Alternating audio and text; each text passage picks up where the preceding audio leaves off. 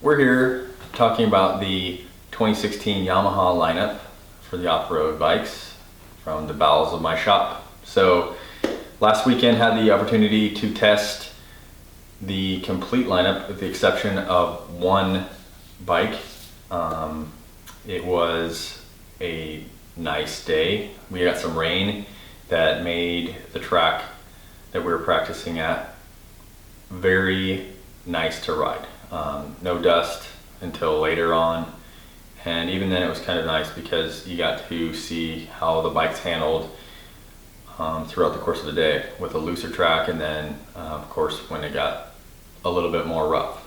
So we'll start with the first bike that I tested, which was the tried and true WR250F. The WR250F shines in areas that are not necessarily on the track. Of course, we are testing on a motocross track, but it is not like a supercross track. It is very forgiving in the fact that most of the jumps were tables or didn't have big gaps. So even then, if there was a gap, they were pretty rounded off toward the end, and coming up short was not necessarily an issue.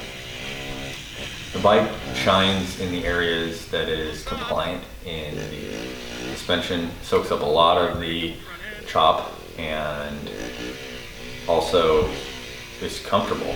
The motor isn't overpowering, and the bike hooks up seems to be just about everywhere.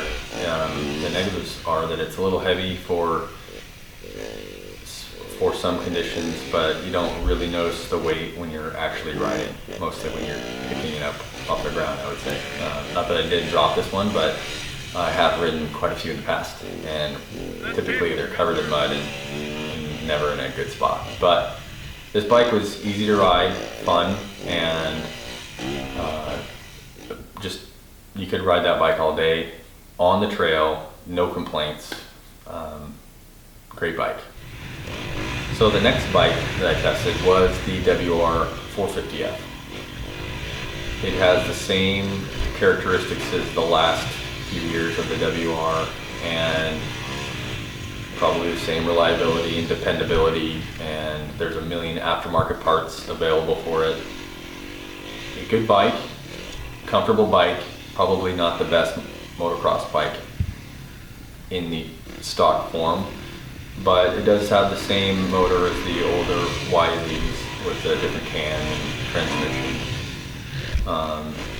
Obviously the suspension valving is different, and the 18-inch rear wheel, there are some slight differences, but the bike itself is pretty easy to ride. It is a 450, but it doesn't give you that brutal hit that maybe a motocross bike would. I would say it's perfect for riding in the desert, trail riding too, if you like riding in the torque. Not necessarily great at higher RPM, but it does just motor along everything just fine. The biggest weakness for me is the weight. You feel that everywhere, mostly going into turns. Accelerating, it doesn't seem to be a problem because there's so much motor there that it drives out of corners and any situations. You can pick the front wheel up kind of at leisure.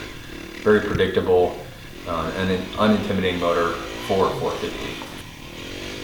But it is due for an upgrade in the next year or two to the 4-valve motor and the fuel injected version. So good things in the future. For now, it's pretty much what you've ridden in the past.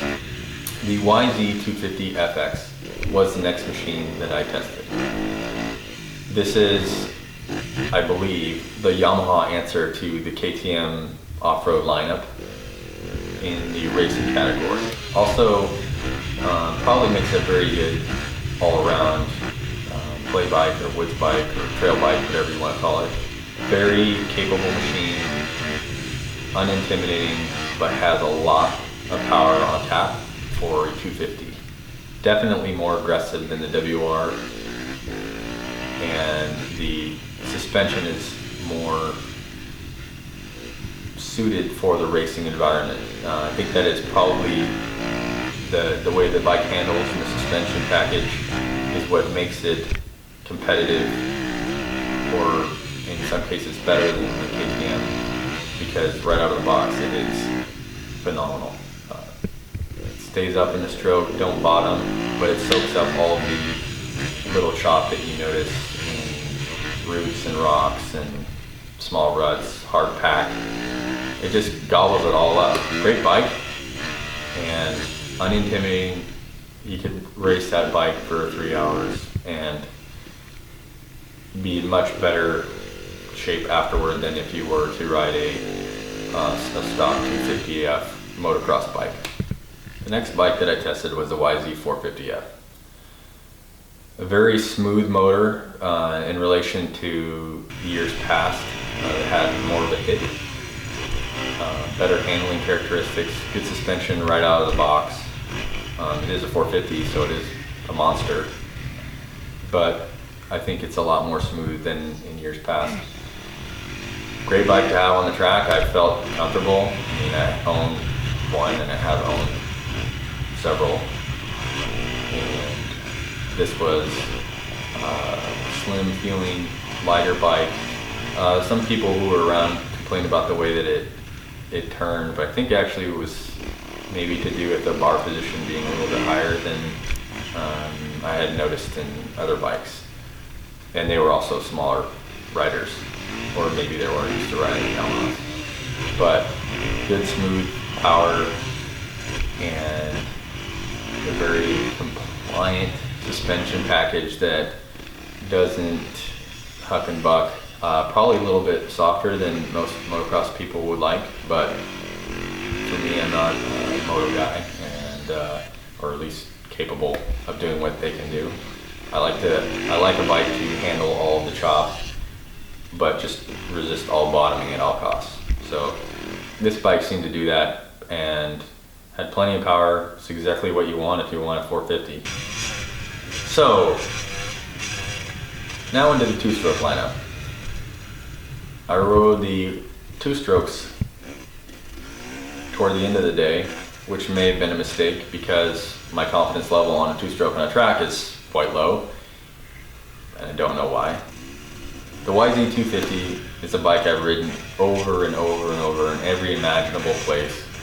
Desert, track, woods, you name it.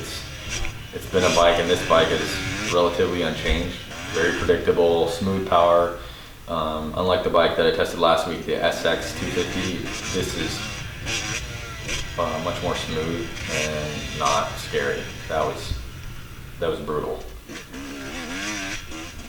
If you're looking for a bike that does it all and has a million aftermarket parts already on the market, that bike is set up and everyone's been riding them for years. Solid bike, fun bike, just not my favorite on a track, and this video will prove that I'm scared to ride two strokes on the track. Final bike that I rode was a little bit of a shocker to me. I'm not, again, I'll say I'm not a 125 nut, and I know there's fans of those all over the place, but hopping on the YZ125 was pretty fun. I got on and I'd probably done 30 laps by the time I got on the 125, which has the least power of all the bikes. But the way that the bike turns and handles and the way the power is delivered, it is the least amount of power, but it also has some of the least intimidation. I could actually ride on the pipe and know that it's not going to give me any more, so that once I'm on the face of a jump, I'm not going to do some giant boner wheelie and potentially start a backflip. I just rip right in and can find the landing, and there's no issues. There's very predictable delivery, and it was just fun. I wasn't getting arm pump like I would if I was on a big bike, because you have to meter how much throttle you're giving at any given situation. You could literally hold this wide open, at least at my weight, and just wait for the power to build, or you're already in the meet and you're just gonna take the obstacle on with the correct body position. So it seemed like it removed some of the inputs you have to give on a lot of other bikes because maybe of the lack of power. It's a fun bike to ride, and for anyone who's in the 125 market, it'd be a great choice. The bike just works. It's fun.